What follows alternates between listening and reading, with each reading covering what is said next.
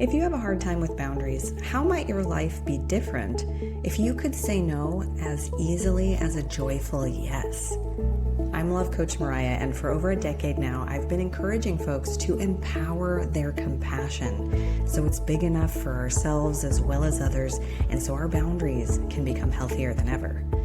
You're listening to Empower Your Compassion, and on this show, we'll be unlocking transformative insights to help you reconnect to your true yes, so you can say no from that more expansive energy and get more of what you want in your relationships and your life without sacrificing your compassion.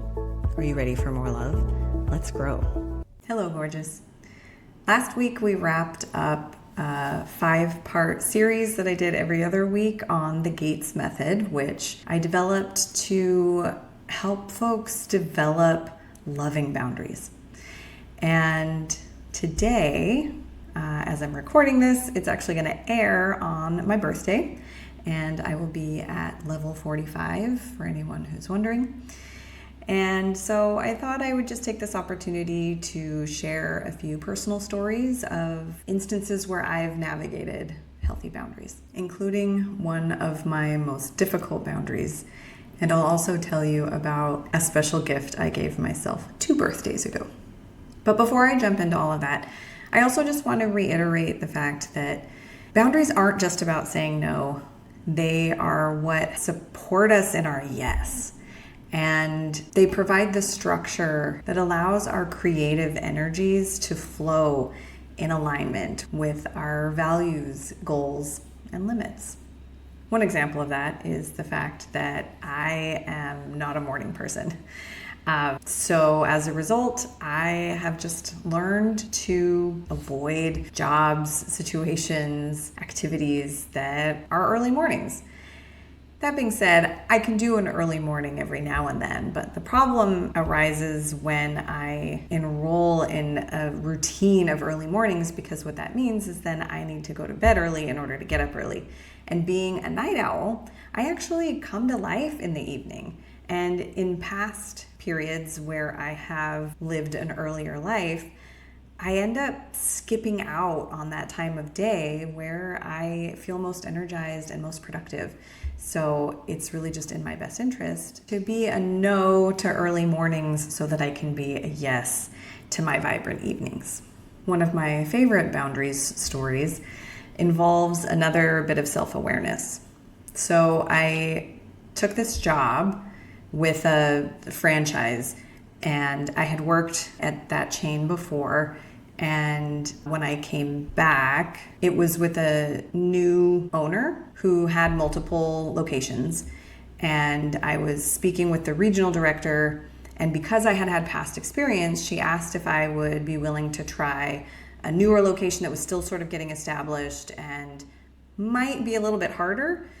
And I said I was certainly willing to try.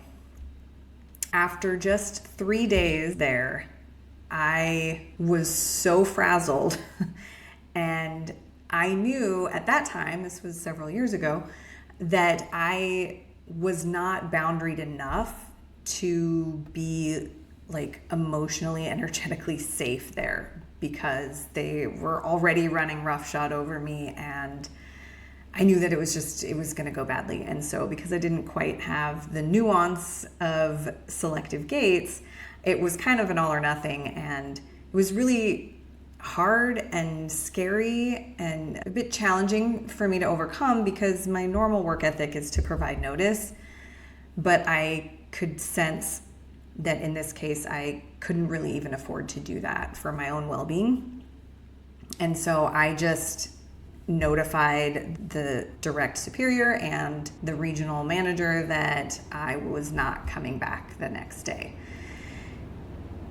And that was scary. It took a bit of courage to put that out there, and I was just willing to do that for myself. When the regional director responded, she said, "Oh, no problem. I'm not surprised. Thanks for giving it a try. We'll just put you somewhere else." And I was stunned. I was like, wait, what? I can draw a boundary and the world doesn't end?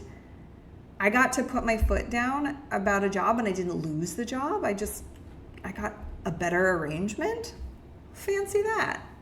That lives in my back pocket. That has helped me multiple times remember that it's okay to draw a boundary, it's safe.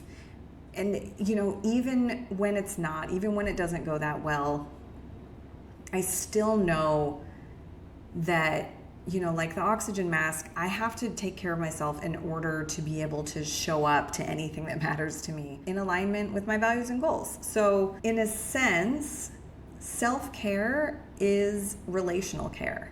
And, even a job is a relationship with the company, with your employees, with your customers. Self-care is how we serve. In another tale of boundaries, this one actually is 2 stories wrapped up in one leading to a third. The 2 elements of this story are 1, a challenging romantic relationship that I was in, and 2, a coaching relationship that turned sour. And I'm going to jump around a little bit with this one, so stay with me. The romantic relationship was getting stressful, and I reached a bit of a breaking point where I finally reached out to work with a coach who I had been following for a couple of years. I always really admired her perspectives, but she also kind of scared me because she's very blunt and sort of in that tough love vein. But there was a resonance there, and it spoke to me, and so I reached out in a state of desperation and anxiety. And one of the things I have always really appreciated about her is that she refuses to rescue people because she recognizes the divinity and the power in each of us, even when we forget it.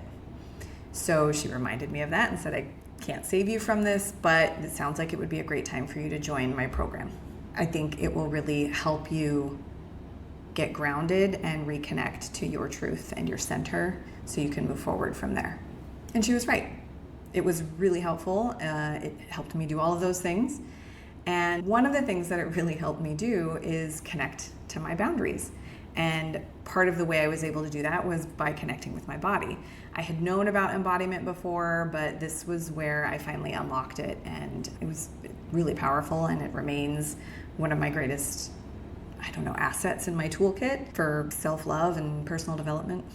Another thing that she often mentioned was that no one is for everyone, and she was not for people who were in active trauma. Again, because of that sort of tough love approach, she said people in active trauma would be better off with something like a therapist to help them get to the place where they can take their healing to the next level. Back to my romantic relationship, it was a wild ride. It lasted 7 to 8 years. It was a bit of a progressive ending, so it's hard to pinpoint it. And it was like at least 3 different relationships in one. Very different attachment styles and relating patterns and even logistical arrangements. So one part of that was that we didn't live together for the first 4 years. And once we did start living together, the dynamic changed in such a way that could be called mild to moderate emotional abuse. And it was in this phase that I reached out to that coach. The relational stress was slowly mounting as I was going through that program. And as I said, the program was really helpful in reconnecting to myself, getting connected to my body, learning about my boundaries, and her tough love style remained consistent. There was a point at which she sort of crossed a line for me. And thankfully, I had learned about my yes and my no and my boundaries. And I remembered that she said that she's not for people who are in active trauma. I was coming to face the reality that I was in active trauma, that I was in an abusive or at least highly dysfunctional relationship that was detrimental to my mental health. And although I had made a 1-year agreement in that coach's program, and on a side note, I'm not here to advocate breaking contracts, but I do advocate personal boundaries, and this is where I had to advocate for mine. I told her that I needed to leave the program. And I didn't even mention the incident, but I did reiterate what she had said about who she's for and who she's not, and that I was not in a good state to stay involved. And the irony is that she gave me pushback. And I get it, like that's something that coaches often have to do to support their clients, because coaches are always supporting clients through change, and change always brings up resistance. But fortunately, I had learned about boundaries from her, and I knew that this was a boundary for me. And so even though we didn't part in agreement, we found a compromise. And I think there was still a little bitterness on both sides in the parting, but I needed to be free of that energy because it was only adding to the trauma I was trying to work through and protect myself from. So that's that boundary, which leads me to the second one. Once the sort of last straw dropped in that relationship, I had tried everything within my power, and it was just clear that the deep love we had for each other could not change the fact that our romantic entanglement was not viable. And that really staying together was doing more harm than good for both of us. He didn't see that, so I sort of single-handedly, consciously uncoupled us. It was difficult, it was sort of progressive, and when it got to the last thread I had to cut, I really had to call upon all that I had learned about boundaries and self-care and internally rooted security to support me through my discomfort in saying no. And part of the reason I did it incrementally was because I really wanted to preserve the friendship. And I'm happy to say that I did succeed in that. And it's because I did it without deploying spiked walls, but by installing selective gates instead. And in our last fight that resulted in me cutting that final thread and him getting triggered and having poor coping mechanisms and having poor coping skills,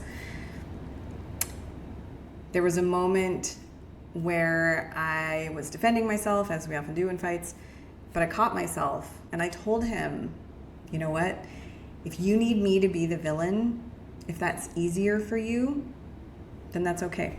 I can be the villain because I do love you. And to my pleasant surprise, that softened him. And he said he loved me too, and we parted ways amicably, relatively speaking. Some of the steps I took to get there, we had been living together at that point, and because it was during the pandemic, I was only working part-time, sort of odd jobs, and I decided I needed to move out. I had suggested that I move out previously, and he didn't like that idea, so we kept trying, and it kept not working out. So once I finally made the decision that I had to move out for my well-being, I decided I needed to get a full-time job so that I could get my own place, and then maybe we could see if the stress of the relationship eases up a bit and there could be something to salvage. But at that point, I was pretty convinced that was unlikely. In any case, I got the job, I got the new place, and then after I moved out, things were still not going well because it was really triggering his abandonment wounds. And that was one of the hardest boundaries that I had to draw.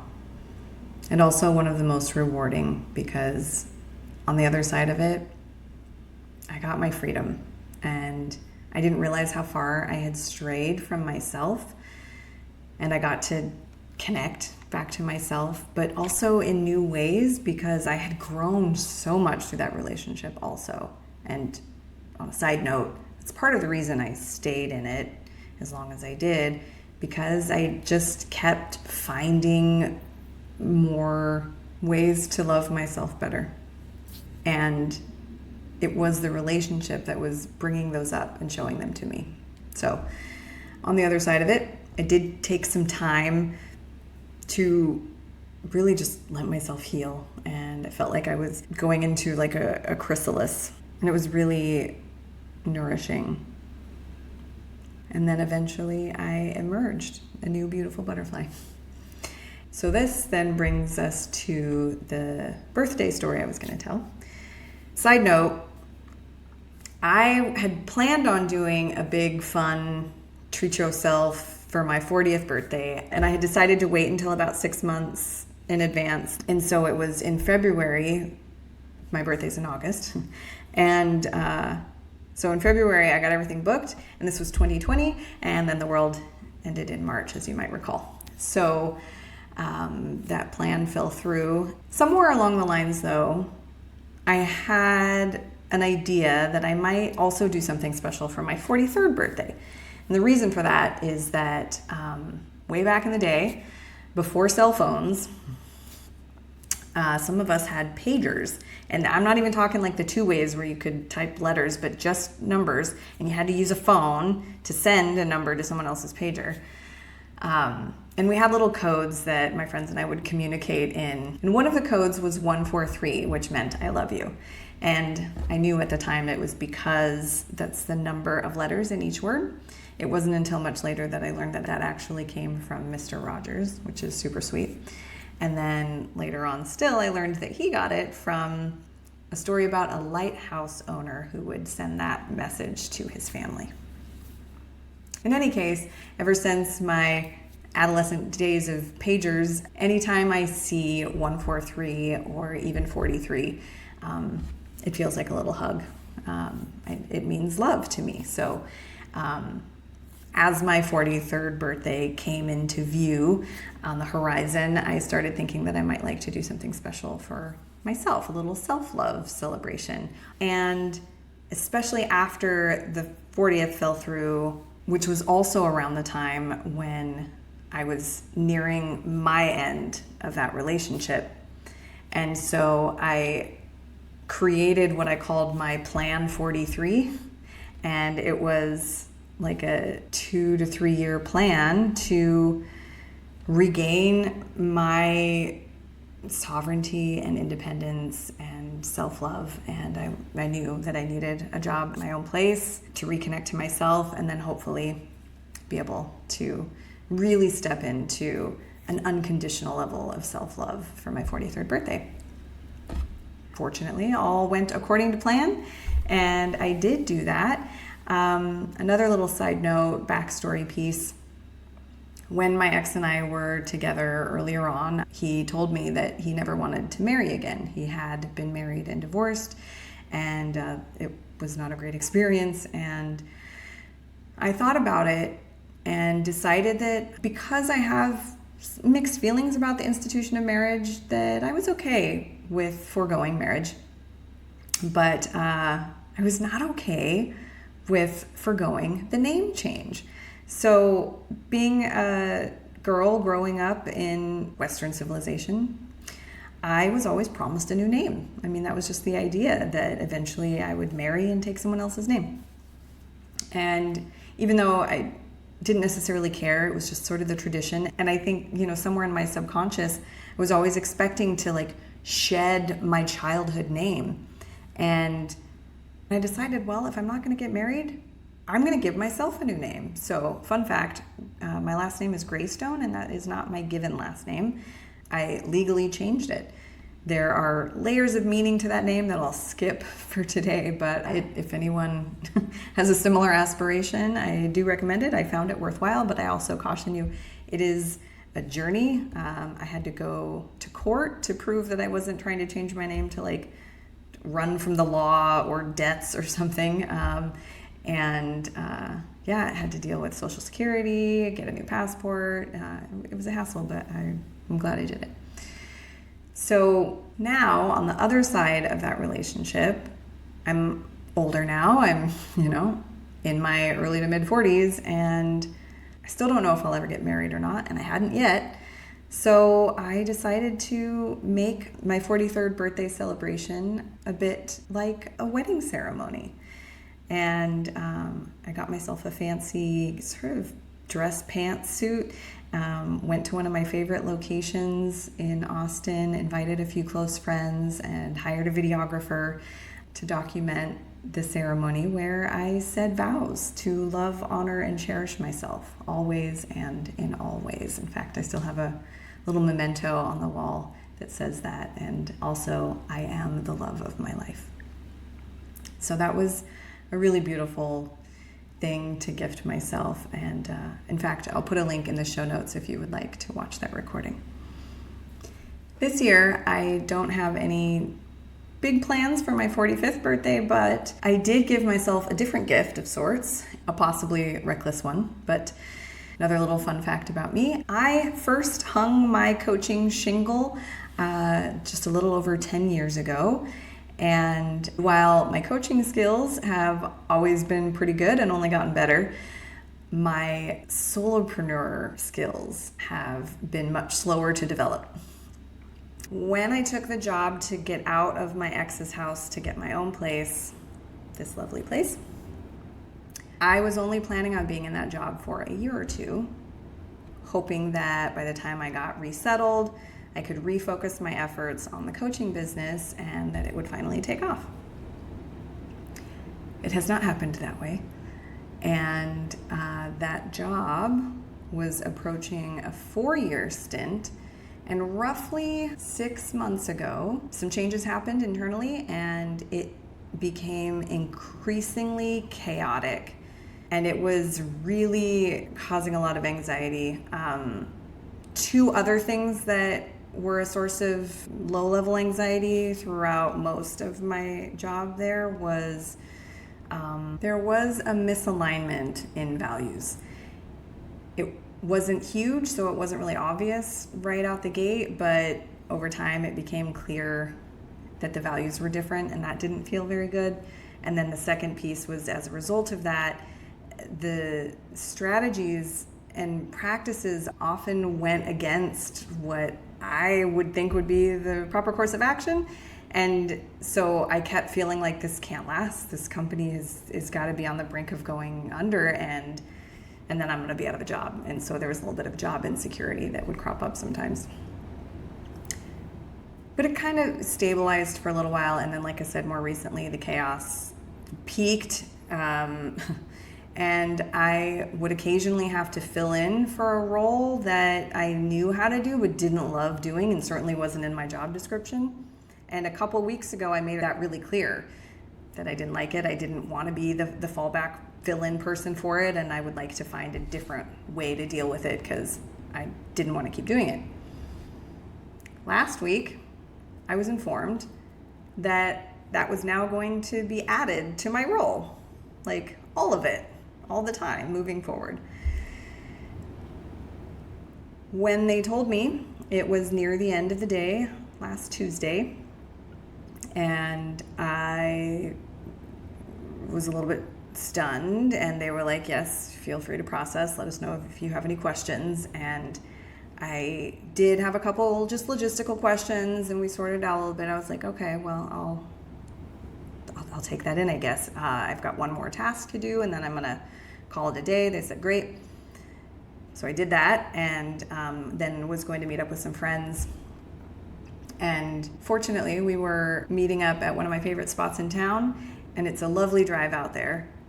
And as I'm driving, I'm thinking that I don't think I can do this. I really don't want to do this. I don't know how I'm going to do this.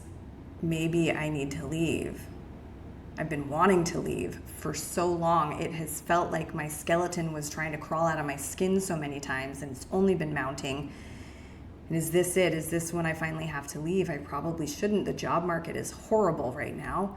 And the more I thought about it, the more clear it was becoming to me that it was a necessity. And by the time I parked my car, I was clear. And two of the things that helped me make that decision, one was that it was about to be my birthday. And the timing was going to work out as such that one member of our team was going to be out this past weekend, like midweek last week, coming back Tuesday. And I was like, well, I could quit right now. I could stay on until she gets back, do a bit of a handoff with her on Tuesday, and then be done with this job by my birthday on Wednesday. So yeah, this episode is airing on my birthday, and I am now jobless. But the other thing was that I had already said I was a no to this role. And it's not about honoring my no with other people. It's not because I said it and put it out there, my word has to matter. It's that my word has to matter with myself. There was a part of me that was a hard no to that role. And I said it, not just to them, but to me, to myself. I said, okay, you get to be a no to that.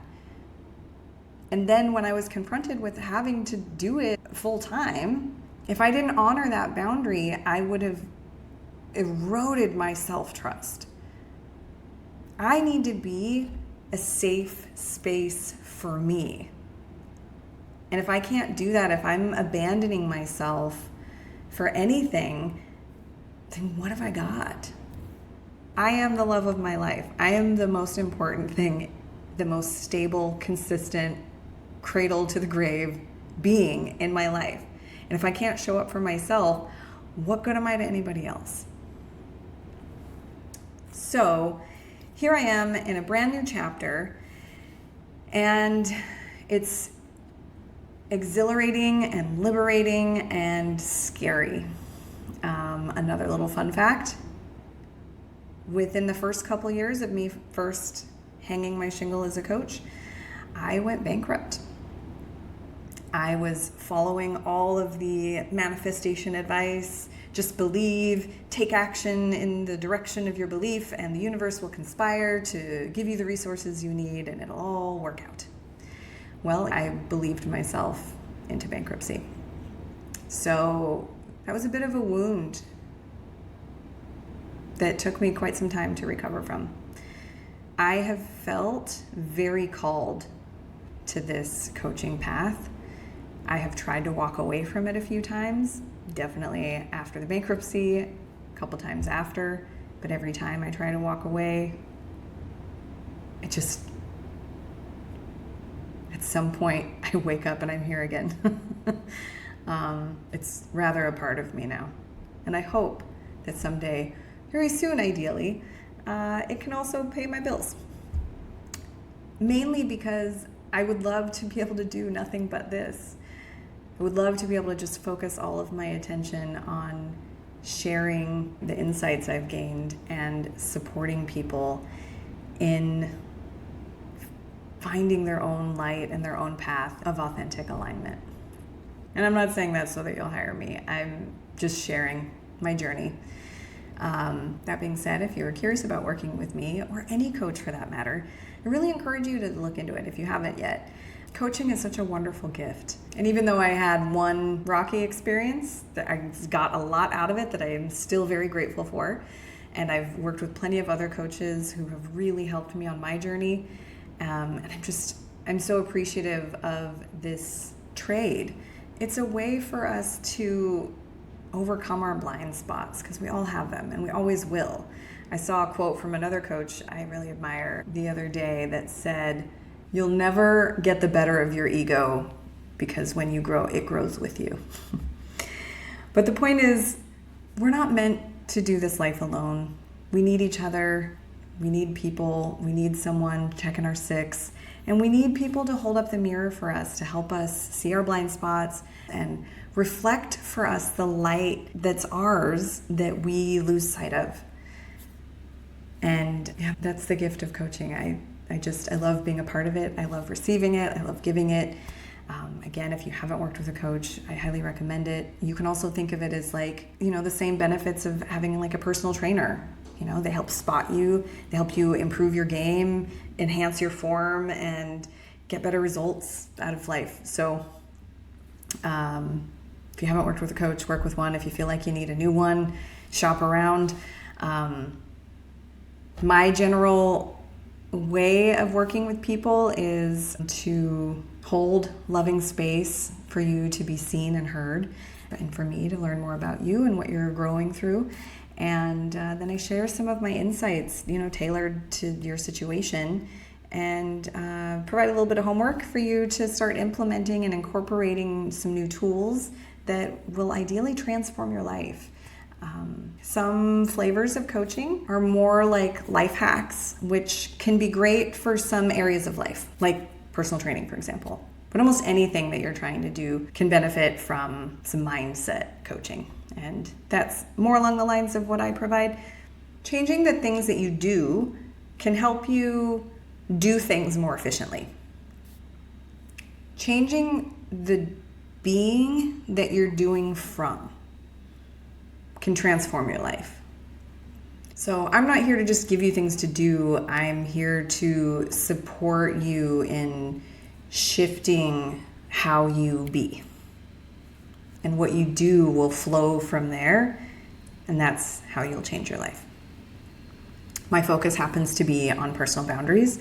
So while a lot of other folks might say things like no is a complete sentence, know your worth, ditch the loser and get with someone who deserves your love, or just say no, my gift to you is learning how to root your security within so that you become a compassionately boundaried person from which healthy boundaries just flow naturally. And I will never tell you that you need to sacrifice your compassion in order to become empowered and boundaried. I will always encourage you to empower your compassion so it's big enough for yourself as well as others. And so your boundaries can become healthier than ever, because we're not limited to flimsy fences and spiked walls, but we can actually install selective gates where we say no without disconnecting, and we draw our boundaries around behaviors instead of people, effectively giving them the keys to accessing us through the gates that we've installed. There's a lot of power in owning our boundaries, stewarding our limited resources, and claiming responsibility for our self-care. And there's also a whole lot of love in that. So if you're ready for more love, go to explorelovingboundaries.com and set up a free call with me. I just want to hear about what you're going through and see if we can find a solution. It might be free resources, it might be book recommendations, it might be a referral, or it might be one of my programs. But I would love to talk with you and come up with a roadmap. So to any of my birthday buddies out there, happy birthday to both of us. And to the rest of you, a very Merry Unbirthday. Wherever you're at on your journey, I send you love and courage. Namaste.